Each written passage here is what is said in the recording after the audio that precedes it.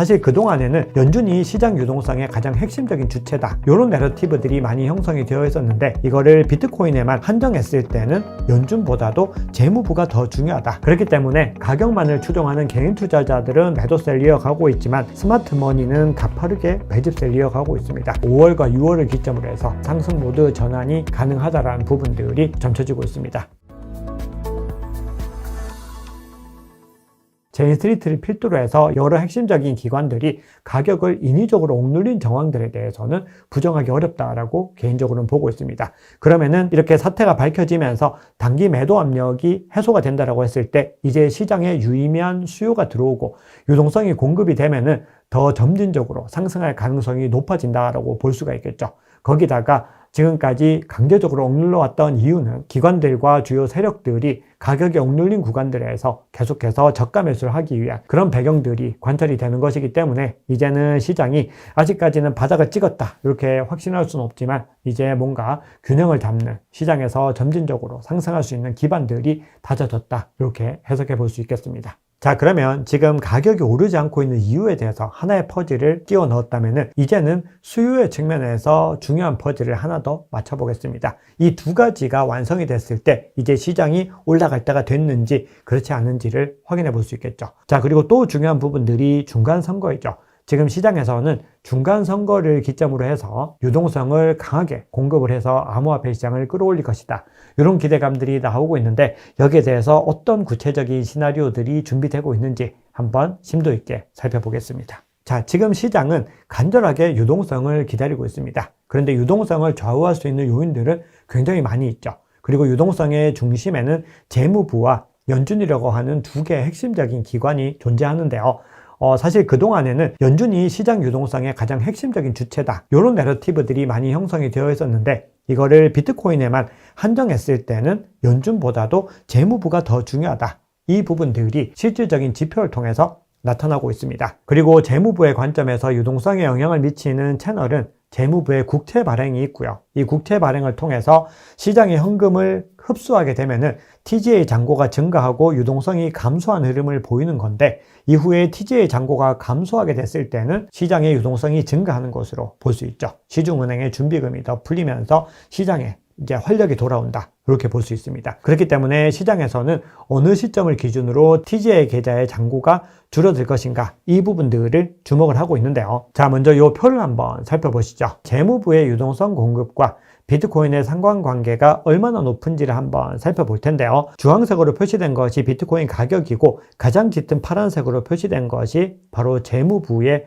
유동성 공급입니다. 바로 단기 국채 순 발행량을 기준으로 해서 TGA 계좌에서 어떻게 자본이 움직이는가, 이 부분들을 의미를 하는 거죠. 그리고 옅은 보라색으로 표시된 이 부분이 연준의 영래포입니다. 연준의 영래포를 비롯해서 유동성 공급과 관련된 부분들인데요. 한번 보시면은 파란색으로 표시된 이 재무부 지표가 상관계수가 0.8이고 연준이 0.54로 나타나고 있습니다. 즉 재무부가 더 중요한 역할을 하고 있는 것을 볼 수가 있죠. 그리고 이 그래프 자체가 현재 굉장히 낮은 수준까지 떨어져 있고 비트코인 가격도 저평가 구간에 위치를 하고 있는데요. 그 이후에 다시 파란색으로 된 이 선이 반등하는지 그 여부들을 지켜보는 것이 중요합니다. 자, 그러면 앞으로의 전환 시그널을 어떻게 읽을 것인가, 이 부분들이 굉장히 중요하겠죠. 제가 먼저 말씀드렸듯이 비트코인 반등의 선행 신호가 바로 이 파란 선으로 표시되어 있는 재무부의 유동성 공급인데요. 아직까지는 마이너스를 기록하고 있는데 이 그래프가 플러스로 전환해서 이제 상승의 흐름을 이어가는 것이 중요한데요. 자, 보통 4월은 미국의 법인세와 소득세 신고 기간입니다. 이 기간이 지나고 나면은 TGA 계좌에 막대한 현금이 쌓이게 됩니다. 그러면은 5월과 6월을 기점으로 해서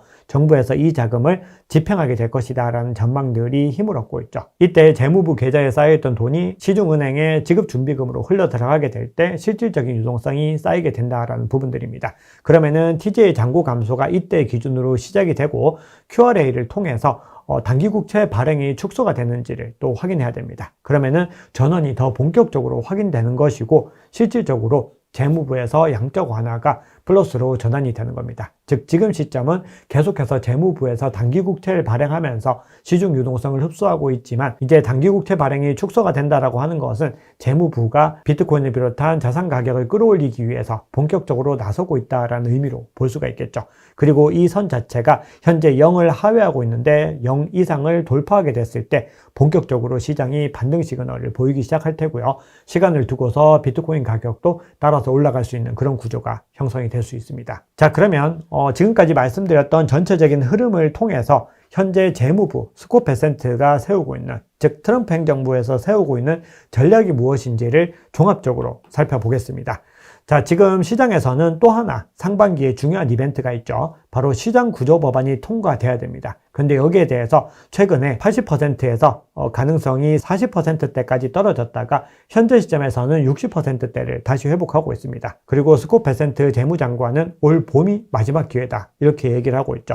즉 이때 이후로는 중간선거에 대한 캠페인이 본격화되기 때문에 이 금융 법안에 대한 부분들은 다소 뒷전으로 밀릴 수 있기 때문에 빠르게 해결해야 된다라는 겁니다. 네, 그래서 결론적으로 스콧 베센트가 현재 지향하고 있는 올해 전략에 대해서 스콧 베센트는 스스로 이렇게 밝히고 있습니다.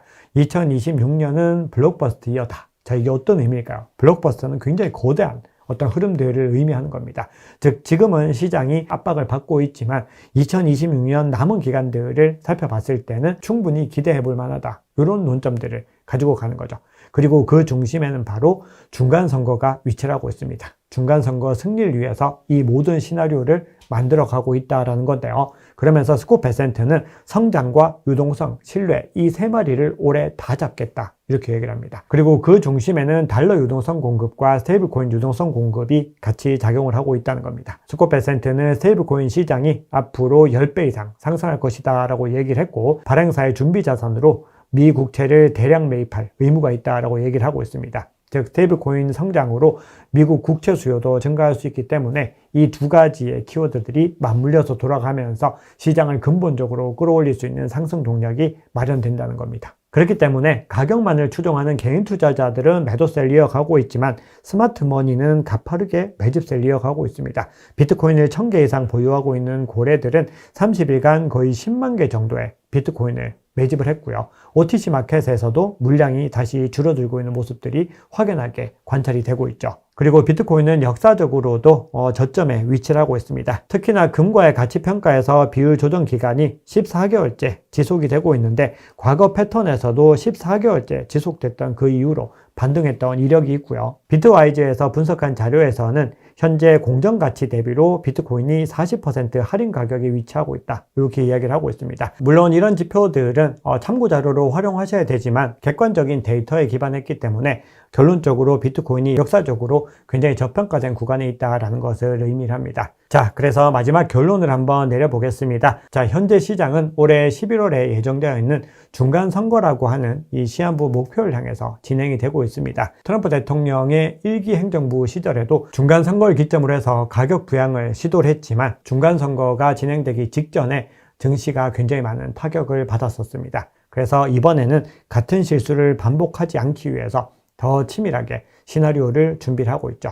그래서 그 흐름들을 너무 빠르게 축포를 터뜨리지도 않고 너무 늦게 터뜨리지도 않는 그 균형들을 잡아가고 있는 것으로 볼 수 있고, 시장의 인위적인 세력들이 가격을 막고 있는 부분들도 일정 부분 방치하는 것조차도 그런 기조에서 하나의 퍼즐이 될 수 있지 않을까, 그렇게 생각을 합니다. 네, 그래서 현재 시장에서 바라보고 있는 시나리오는 일단 현재 약세장이 5개월째 지속이 됐기 때문에 3월 달에는 시장 구조 법안 진전 여부에 따라서 기술적인 반등을 일정 부분 기대를 할 수 있고, 4월에 법인세 납부 기간에 의해서 재조정이 가능하다라는 부분들을 염두에 두고 있습니다. 그리고 이때까지도 재무부의 유동성이 공급되지 않을 것이기 때문에 압박이 이어질 수 있죠. 그리고 5월과 6월을 기점으로 해서 일반적으로는 6월에 더 무게감을 두고 있는데요. 점진적으로 유동성에 의한 상승 모드 전환이 가능하다라는 부분들이 점쳐지고 있습니다. 그리고 3분기에 강세를 보이고 중간 선거를 기점으로 해서 다시 한 번 더 조정을 받는 국면들이 나타나지 않을까,